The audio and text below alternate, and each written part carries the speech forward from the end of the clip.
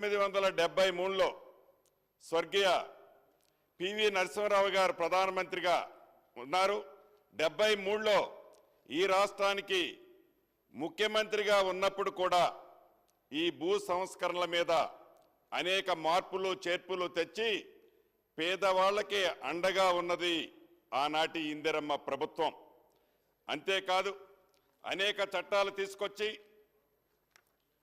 ఉదాహరణకి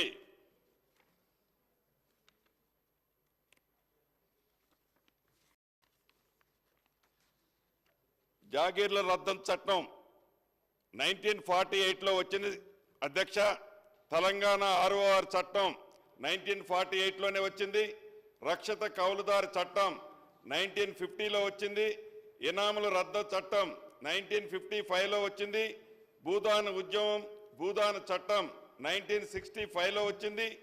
భూమి హక్కులు పట్టేదారు పాస్ పుస్తకాల చట్టం 1971లో వచ్చింది. భూ పరిమితి సీలింగ్ చట్టం 1973లో ఇందాక స్వర్గీయ మాజీ ప్రధానమంత్రి పివి నరసింహారావు గారి టైంలో వచ్చింది. అటవీ హక్కుల చట్టం 2006లో వచ్చింది. భూ రికార్డు డిజిటలైజేషన్ 2007లో కాంగ్రెస్ ప్రభుత్వంలో ప్రారంభించింది అధ్యక్ష. ప్రధానంగా దున్నేవాడికే భూమి ఉండాలన్న లక్ష్యంతో జాగీర్లు, ఇనాముల పేర్లతో కొందరు చేతుల్లో ఉన్న లక్షలాది ఎకరాల భూములని పేదోళ్ళ చేతుల్లో పెట్టడానికి చేసిన చట్టాలే జాగీర్ల రద్దు చట్టం, ఇనాముల రద్దు చట్టం. కౌలుదారులని భూమి యజమానులుగా చేసి ఒక గొప్ప చట్టం రక్షిత కౌలుదారు చట్టం. ప్రపంచ చరిత్రలోనే నిలిచిపోయిన భూదాన ఉద్యమం ఈ గడ్డ మీద నుండే ప్రారంభమైంది. భూదాన భూములు పేదలకు పంచేందుకు చేసిన చట్టమే భూదాన చట్టం. హక్కుల రికార్డులను తయారు చేయడానికి హైదరాబాద్ రాష్ట్రంగా ఉన్నప్పుడు వచ్చిన చట్టం ROR చట్టం 1948లో. ఈ చట్టం కింద తయారైన ఖాస్రా పానీనే నేటికి కీలకమైన రికార్డు. భూస్వాములు దొరల నుండి మిగులు భూములను తీసుకొని పేదలను పంచటానికి 1973లో అప్పుడు కాంగ్రెస్ ప్రభుత్వం చేసిన సీలింగ్ చట్టం. ఈ చట్టం కింద భూములు పొందిన పేదలందరూ ఇందిరమ్మ పట్టాలని నేటికి గుర్తు చేసుకుంటారు అధ్యక్ష. అదే రకంగా 2006లో ఏదైతే ఆనాటి కాంగ్రెస్ ముఖ్యమంత్రి దివంగత నేత రాజశేఖర రెడ్డి గారు పోడు భూములకు పట్టాలిచ్చారు. ఇప్పటికీ తెలంగాణ రాష్ట్రంలో ప్రతి పేదవారు, గిరిజనులు పోడు భూములు పట్టాలంటే ఇది రాజశేఖర రెడ్డి గారు ఇచ్చిన పట్టాలని గొప్పగా చెప్పుకుంటారు అధ్యక్ష. ఇక్కడ మనం ఒకటి గమనించాల్సింది ఉంది. మంచి ఎవరు చేసినా తప్పకుండా వారు జీవించి లేకపోయినా ఎన్ని దశాబ్దాలైనా వారిని గుర్తుపెట్టుకొని వారు చేసిన మంచి పనులు మనం స్మరించుకుంటాం. అదే పద్ధతిలో శ్రీమతి ఇందిరాగాంధీ గారు కానీ, స్వర్గీయ రాజశేఖర రెడ్డి గారు కానీ వారు మంచి చేశారు కాబట్టే ఈనాడు ఈ సభలో మనం వారి పేర్లు ప్రస్తావించుకుంటున్నాం. 2011లో వెబ్లాండ్ పోర్ట్లో అందుబాటులోకి వచ్చాయి. దీంతో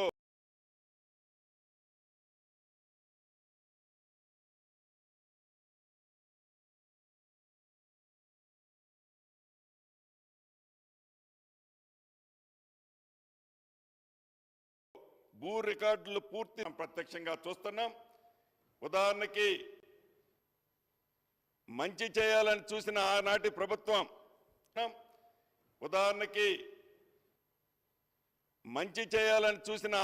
ప్రభుత్వం కొండ నాలుక ముందేస్తే ఉన్న నాలుక ఊడిందని సామెతగా రైతుల భూ సమస్యలను పరిష్కరించడానికి బీఆర్ఎస్ నేతృత్వంలోని గత ప్రభుత్వం అక్టోబర్ 2020న తీసుకొచ్చిన ధరణి పోర్టల్ ద్వారా అనేక లోపభూయిష్టమైన యావత్ తెలంగాణ ప్రజలకి శాపంగా మారింది అధ్యక్ష. భూముల వివరాలని కంప్యూటర్ పేరిట బీఆర్ఎస్ సర్కార్ చేసిన నిర్వాహకం తెలంగాణ రైతుల పాలిట ఒక భూతంగా మారింది.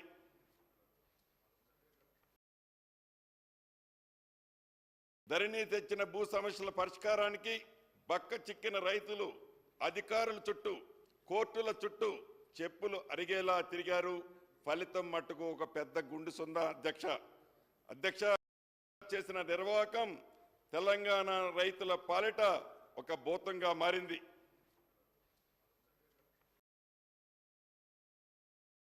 ధరణి తెచ్చిన భూ సమస్యల పరిష్కారానికి బక్క చిక్కిన రైతులు అధికారుల చుట్టూ కోర్టుల చుట్టూ చెప్పులు అరిగేలా తిరిగారు.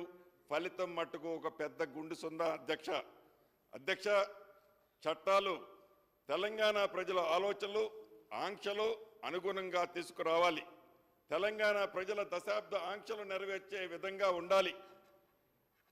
గడుల మధ్య కూర్చొని ఇద్దరు వ్యక్తులు కుట్రపూరితంగా మోసపూరితంగా రూపొందించిన ఈ అవినీతి చట్టం, ఈ ధరణి తనకు తానే ఆల్ ఇన్ వన్ గా ఒక అపర మేధావిగా ఉన్న ఆనాటి పెద్దాయన,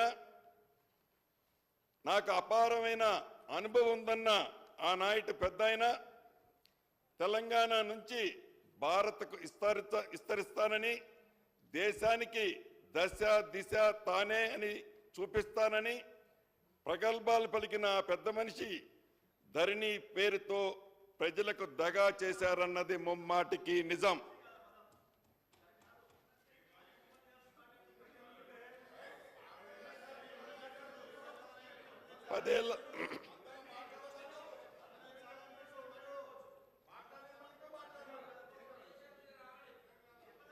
పదేళ్ల తెలంగాణ రాష్ట్రం ధృతరాష్ట్ర కౌగిల్లో చిక్కుకుంది.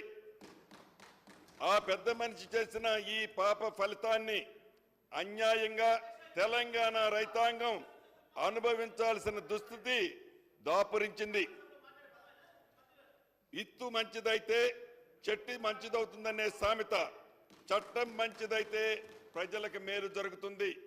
కానీ ఈ చట్టం వలన ప్రజలు ఎంత నష్టపోయారో తమరికి కూడా తెలియంది కాదు. అధ్యక్ష, సమాజ ప్రగతిని నిర్దేశించే ప్రధాన అంశాల్లో అన్ని వర్గాల ఆలోచనల్ని, అభిప్రాయాలని, పెద్దల సలహాలను, సూచనల్ని పరిగణనలోకి తీసుకోకుండా ఎటువంటి సంస్కరణలైనా శూన్యాగతికే చేరుకుంటుందన్న దానికి నిలువెత్తు నిదర్శనం ఈ ధరణి.